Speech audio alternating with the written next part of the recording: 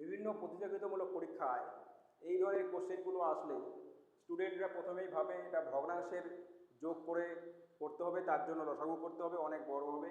স্টুডেন্টরা এই ধরনের কোশ্চেনগুলো ছেড়ে দিয়ে আসে এবং অনেকে একটু চিন্তা করলেই কোশ্চেনগুলো অ্যান্সার করে আসতে পারে।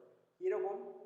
যেমন এটাকে যদি লিখি 1/15টাকে আমি লিখতে পারি 1/3 ইন্টু 5 প্লাস 1/35টাকে লিখতে পারি 1/5 ইন্টু 7 প্লাস 1/63টাকে লিখতে পারি 1/7 ইন্টু 9 প্লাস এটাকে লিখতে পারি 1/9 ইন্টু 11 প্লাস এটাকে লিখতে পারি 1/11 ইন্টু 13। তাহলে এখানে আমি কি দেখতে পাচ্ছি? এখানে আমরা দেখতে পাচ্ছি যে এখানে প্রত্যেকটা সংখ্যা তার থেকে 2 বেশি সংখ্যা দিয়ে গুণ হয়েছে এবং সবগুলো যোগ আছে মাঝখানে। এখানে প্রত্যেকটাদের গ্যাপ কত আছে? প্রত্যেকটারই গ্যাপ আছে 2, প্রত্যেকটারই গ্যাপ হচ্ছে 2।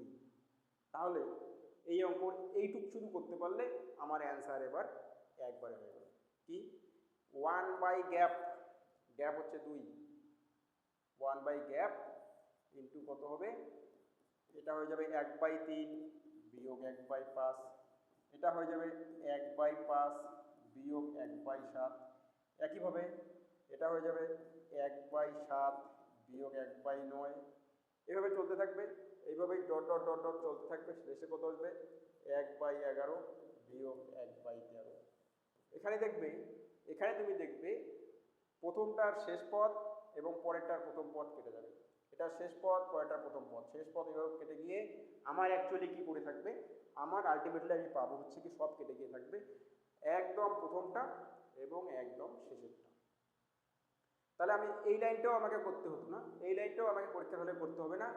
আমি এখান থেকে দেখে কি একবারে লিখতে পারবো, একবারে দেখে লিখতে পারবো 1/গ্যাপ, গ্যাপটা কত? 2 ইন্টু কত হবে? প্রথমটা কত আছে? 1/3 এবং শেষটা কত আছে? 1/13। এটাই হচ্ছে আমার অ্যান্সার।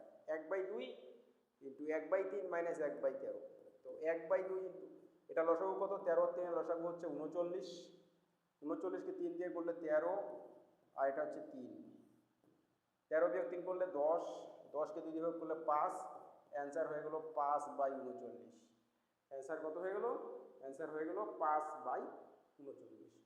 তো এই ধরনের কোশ্চেনগুলো পরীক্ষায় এসে থাকে।